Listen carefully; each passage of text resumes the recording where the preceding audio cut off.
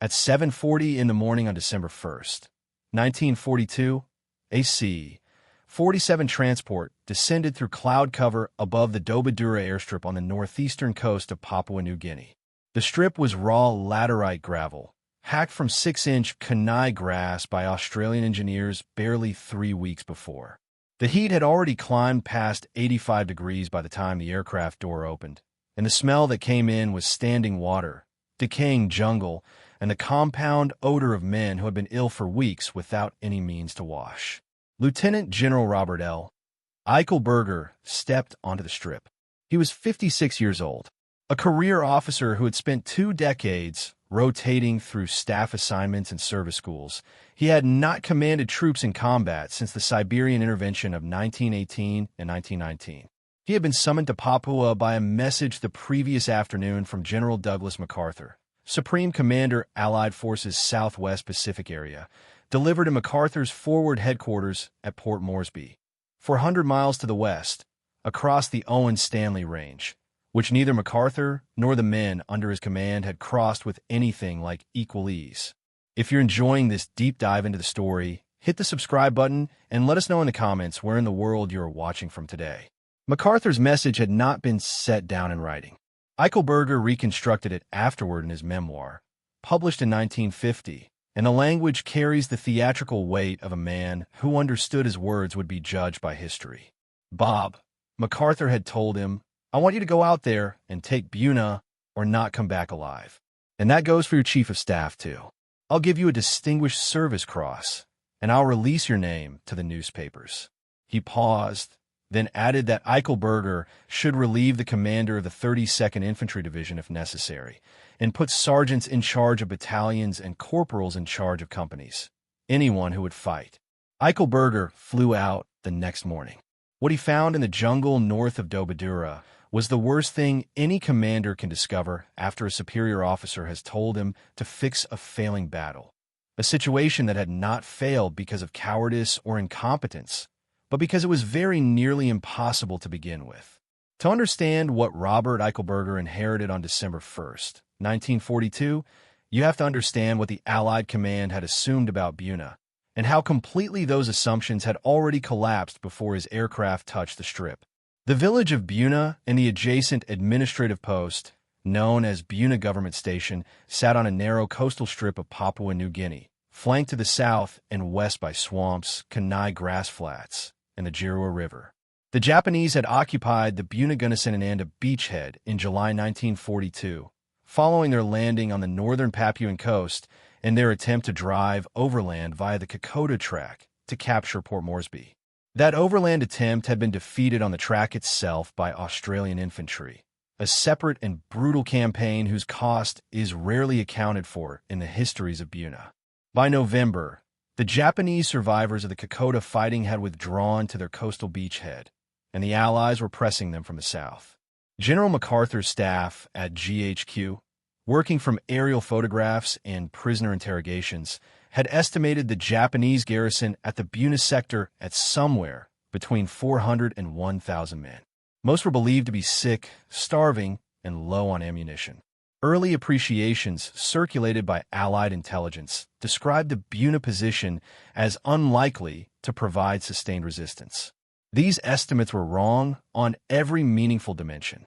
The actual Japanese strength across the entire Buna-Gunnasenananda complex numbered between 5,500 and 7,000 men at the start of the Allied offensive. The Buna sector specifically was held by a garrison of roughly 2,000 to 3,000 defenders, and these men were not broken. They had spent 4 months constructing a defensive network that a post-war army study described as among the most formidable field fortifications encountered in the Pacific theater. The bunkers at Buna were low, nearly invisible structures, built from the trunks of coconut palms stacked 4 to 6 feet thick, roofed with corrugated iron, and then buried under 2 to 3 feet of earth and Kenai grass. A direct hit from a standard 75mm shell would not penetrate them. The firing slits were cut close to ground level, sometimes no more than 6 inches above the soil, which meant that attacking infantry advancing across open ground could not identify the position until they were within grenade range of it. The bunkers were mutually supporting, positioned to cover the approaches to one another with interlocking automatic weapons fire. Between them, the Japanese had woven belts of barbed wire and staked trip lines through grass that was often chest-high. The 32nd Infantry Division, the Red Arrow Division, was a National Guard formation drawn from Michigan and Wisconsin, called into federal service in October 1940. By the time it reached Papua, it had trained in the Louisiana maneuvers of 1941, where the Army had been rehearsing large-scale, mechanized warfare on open farmland, and it had spent further months in Australia doing general infantry preparation. What it had not done, at any point, was jungle warfare. The division had no experience reading kunai grass for concealed firing positions, no training in the tactics of bunker reduction, and no preparation for the particular attrition that malaria, scrub typhus, and dysentery would impose on men operating in swampland without adequate medical supplies. When the 32nd began its attacks on the Buna perimeter in mid-November 1942, under Major General Edwin Harding, it did so without artillery in any practical sense. The pieces could not be moved through jungle and swamp in time, without armor, and with supply lines that depended almost entirely on aircraft landing at Dobadura and on small coastal vessels frequently interdicted by Japanese air attack. The men were receiving, at intervals, a ration that amounted to roughly half a pound of food per day. Many were already presenting symptoms of malaria. They were asked to assault fortifications that were effectively impervious to the weapons available to them, across ground that offered almost no cover, in heat that reached 95 degrees or more with humidity close to saturation. The attacks had not failed because the men refused to fight. They failed because the conditions made tactical progress, under those constraints, very close to impossible. Harding understood this. He reported to MacArthur's staff that his men needed tanks, needed artillery, needed adequate rations, and medical evacuation. GHQ's response was impatience. MacArthur had been telling the press that his forces were advancing on Buna. The advance was not advancing. Someone had to be held responsible. It was Harding. MacArthur's communiques during November and early December 1942 described Allied progress at Buna in language that bore only a partial relationship to events on the ground. GHQ reported towns taken that had not been taken. It announced that resistance was weakening when the forward lines had barely moved in 2 weeks. Correspondents and staff officers who traveled from GHQ to the actual front discovered two separate realities operating simultaneously: the war as reported from Port Moresby, and the war as experienced by men lying face down in swamp water, unable to advance across 30 yards of open ground against positions whose locations they could not identify until someone beside them was shot. Into this gap, on December 1st, Eichelberger arrived. He did not observe from Dobadura. He went forward the next morning to the front lines of the 32nd Division sector, to a position within range of Japanese small arms fire. What he found confirmed everything Harding's reports had said, and everything GHQ had declined to believe. The men were in poor physical condition, sick, malnourished, worn hollow. Their uniforms were rotting on their bodies from sustained immersion in swamp water and tropical moisture. Their weapons required daily stripping and cleaning to function at all in the red-brown mud of the Buna positions. Some units had been in the same position for 3 weeks without rotation. One battalion had suffered casualties that reduced it to fewer than half its original strength, with replacements arriving in numbers insufficient to offset losses to both combat and disease. He relieved General Harding on December 2nd. The relief was not accompanied by ceremony. 3 replacement commanders were brought forward to take over the division's infantry regiments.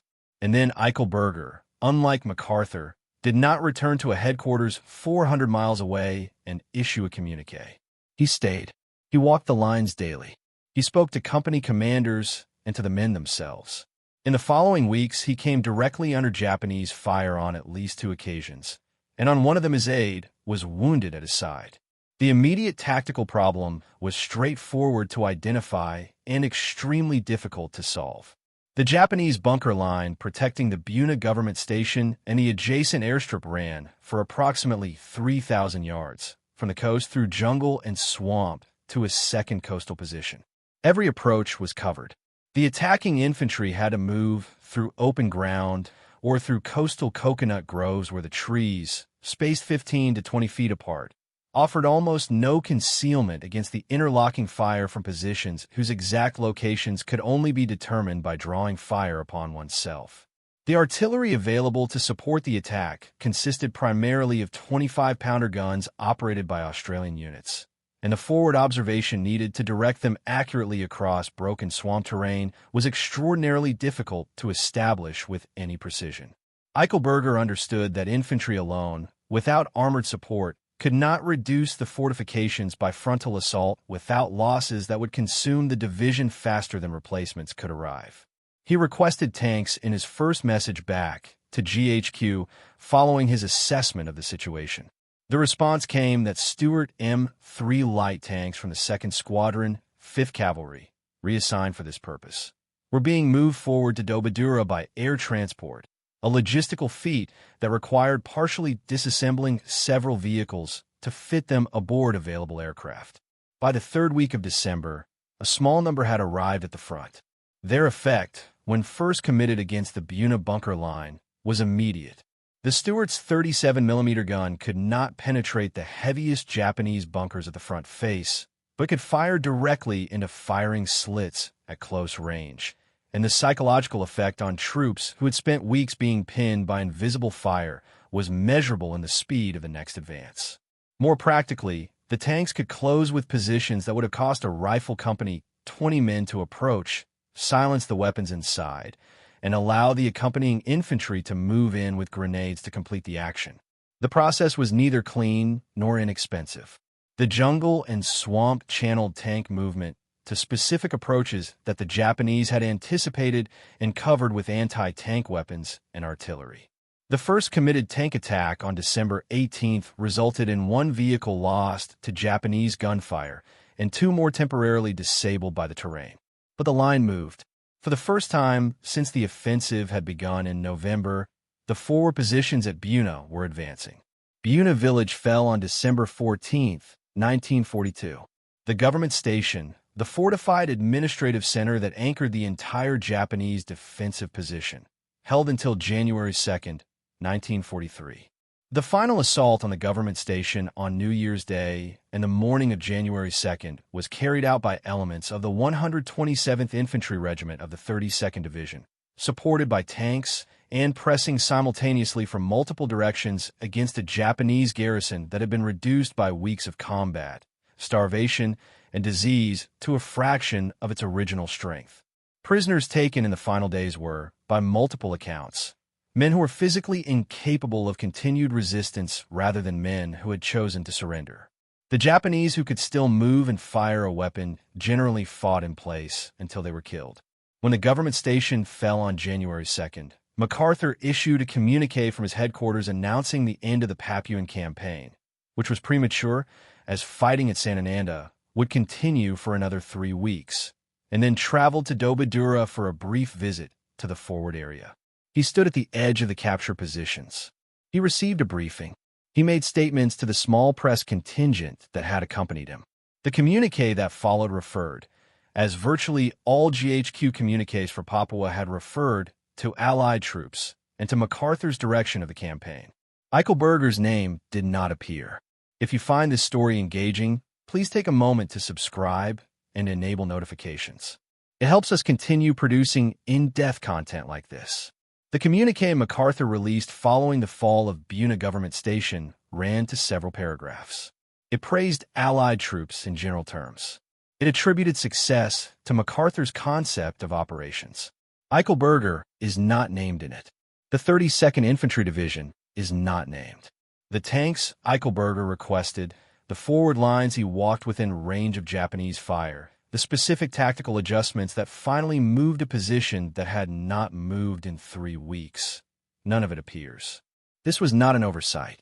MacArthur summoned Eichelberger to his headquarters in the days following the campaign and informed him, with the particular precision of a man who chooses his words as instruments, that Eichelberger was not to speak to correspondents, not to allow his name to appear in dispatches in a manner suggesting the campaign had been won at divisional level rather than at the level of the theater commander. Eichelberger recorded this conversation in letters to his wife Emma, addressed throughout the war as Miss M. Letters held from publication for decades and eventually compiled by historian J. Luvis in Dear Miss M., published in 1972. They are the most honest primary source available for what passed between the two men. Eichelberger's description was direct. He had been told not to make himself a public figure at MacArthur's expense. He accepted those terms. MacArthur was his superior officer, and a superior officer with MacArthur's specific political weight, the relationship with Republican opposition in Congress, the openly discussed presidential candidacy, the personal mythology constructed since Bataan, was not a man a general crossed with impunity. Eichelberger wrote to Emma that he understood the situation. Not that he agreed with it, that he understood it.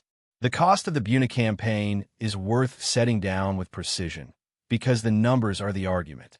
The 32nd Infantry Division suffered roughly 2,600 battle casualties at Buna, with non-battle losses to malaria, scrub typhus, and dysentery exceeding battle casualties by a ratio of approximately 4-to-1 at certain points in the operation. Total non-battle medical admissions for the division during the Papua campaign reached figures that one post-war analysis placed above 8,000 men. The Japanese garrison was effectively annihilated. Of the estimated 6,000 to 7,000 defenders across the Buna-Gunasanananda beachhead, fewer than 2,000 survived, most already evacuated by barge before the final positions fell. The first lesson the campaign should have taught, and most thoroughly suppressed, concerned intelligence. MacArthur's headquarters had entered Buna with a fundamental misunderstanding of what the Japanese had built on that coastal strip. GHQ intelligence, under Brigadier General Charles Willoughby, had underestimated Japanese strength consistently from July through December. When the November attacks failed to produce the rapid collapse predicted, GHQ's response was not to revise the estimate. It was to attribute failure to the troops. Willoughby retained his position as MacArthur's intelligence chief until the end of the war and beyond, into the Korean period. Not because his record was accurate, because he told MacArthur what MacArthur's temperament required. And in an organization structured around protecting the theater commander's image, the production of inconvenient estimates was a career-limiting habit. The second lesson, one the Army's formal record came closest to acknowledging without following through, concerned the mismatch between the forces MacArthur had available and the operations he was asking them to execute. The 32nd Division was not an inadequate formation. It was a formation prepared for a different kind of war and then sent, with inadequate logistical support, against fortified positions in terrain for which nothing in its training had prepared it. After-action reports filed by both Australian and American officers following the Papua campaign contained explicit recommendations about jungle warfare training, about the need for troops to learn bunker reduction techniques before committing them to operations against prepared Japanese positions, and about the requirement for dedicated engineer and armor support in any future coastal assault. The Alamo Force absorbed some of these lessons forward. But the fundamental dynamic that had produced the November disaster, a theater headquarters unwilling to acknowledge the gap between what it had told the press and what the troops were actually encountering, was not addressed institutionally. It could not be, without implicating the theater commander. What the after-action reports could not record, because no after-action report in any army records such things, was the particular texture of what Eichelberger had found when he walked those lines in early December.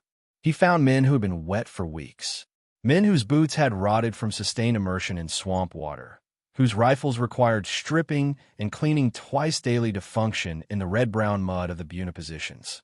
He found battalion commanders who were managing their attacks not by the clock, but by counting who remained standing after each attempt to cross the open ground in front of the bunkers. He found a medical situation that was, by any honest accounting, a crisis. Men being carried rearward on improvised stretchers cut from bamboo and canvas, aid stations operating in conditions that the divisional surgeon's report described as wholly inadequate for the volume of casualties being presented. He found, in other words, a situation that the communiques from Port Moresby had made invisible. What Eichelberger did next is the part of this story that the official record, even the truncated official record does preserve. He went forward himself, not as an observer from a command vehicle at a safer move, but forward in the literal sense, to the company positions, to the men lying in the Kenai grass looking at ground they had been asked to cross repeatedly and had not been able to cross. He spoke to them. He decorated men in the forward lines within range of Japanese fire, a deliberate act intended to communicate to those men that their effort was seen and that the general responsible for them was present to see it. On at least one occasion, a Japanese machine gun opened fire while he was forward, and his aide, Major George Decker, was wounded beside him. This mattered more than it might appear from the distance of 8 decades. The men of the 32nd Division had spent 3 weeks being told, through the silence of their absent senior command, that no one at the level where decisions were made understood or cared about what was happening to them. Eichelberger's presence was not a tactical instrument. It was a message delivered in the only language that men in that condition could receive, clearly, the language of someone physically willing to be where they were. MacArthur received the Medal of Honor. The recommendation was submitted by Army Chief of Staff George Marshall in February 1942, following the fall of Bataan, on grounds the award would serve public morale during severe Allied reverses. Marshall privately expressed reservations about the citation's accuracy. He approved it anyway. Eichelberger received the Distinguished Service Cross for Buna. The citation was accurate in a technical sense and entirely lacking in specificity, the kind of language that communicates nothing to anyone reading it about whose battle Buna actually was. Eichelberger went on to command the 8th Army through New Guinea and the Philippines. He was promoted to full general in April 1945. MacArthur replaced him in September 1948 without public explanation. The relief was accomplished with the same absence of ceremony that had characterized the firing of Harding 6 years earlier at Dobadura. A change of command, it was announced. Routine. Eichelberger retired, wrote his memoir, Our Jungle Road to Tokyo, published in 1950, and said in it what a careful man could say publicly about a superior officer who was still alive and still capable of consequence. He died in September 1961. He was buried at West Point. MacArthur outlived him by 3 years. The letters to Emma say what the memoir does not. In one, written in December 1942 while the fighting at the government station was still ongoing, Eichelberger described watching men advance across ground covered by fire he could not suppress, and said he found himself calculating whether the rate of advance justified the rate of loss, and that he could not always satisfy himself that it did. In another, from early January 1943, he wrote that he was proud of what the division had done, but could not stop thinking of the weeks before he arrived, and what those weeks had cost for reasons that had nothing to do with the courage of the men who endured them. He never wrote MacArthur's name when he wrote in those terms. He never needed to. Emma understood the architecture of the situation without having it explained. She kept the letters. They survived because she understood they were the accurate record, and that eventually, when enough time had passed, someone would need them. MacArthur's official records in the National Archives contain an extensive file on the Papua campaign. The after-action reports, the intelligence summaries, the command correspondence, the documents that describe the gap between the November estimates and the actual Japanese defensive strength, the supply failures, the medical catastrophe, they're all there. The file contains no document in which MacArthur or his headquarters acknowledged the pre-campaign intelligence had been wrong. There is no record of any formal revision to GHQ intelligence methodology following the Papua experience. There is a sentence that does not appear in the official history of the Papua campaign. It does not appear in MacArthur's reminiscences published in 1964. It does not appear in any GHQ communique. The sentence is this: "We were wrong about what was there, and we sent men against it anyway, and when they could not move, we blamed them for it." That sentence is the Buna campaign. The men of the 32nd Infantry Division came home to Michigan and Wisconsin carrying knowledge that no official document would confirm. Their division had not failed at Buna. They had been sent into conditions that the headquarters 400 miles to the west had either not understood or had chosen not to communicate accurately, And when the gap between the communiques and the reality became impossible to ignore, the solution had been to change the commander and keep the narrative. The 32nd returned to the Pacific in 1944 and fought again in the Philippines with distinction. It was the same division that GHQ had called broken. It had not been broken. It had been misused, and there is a difference, and the men who serve in it understood the difference, even when the institution that sent them could not bring itself to say so plainly.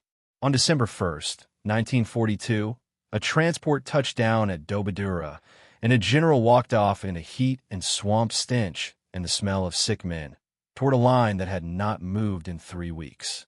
He had been told to take Buna or not come back alive. He went forward the next morning and kept going forward until Buna fell. He received a decoration. His name did not appear in the communique. He did not speak about it to the press. He wrote about it to his wife in letters he knew would not be read for 20 years, because 20 years was how long it would take for the distance between the official record and the true one to become safe enough to close. The distance was never fully closed. Some of it is still open now. Thank you for watching. For more detailed historical breakdowns, check out the other videos on your screen now, and don't forget to subscribe.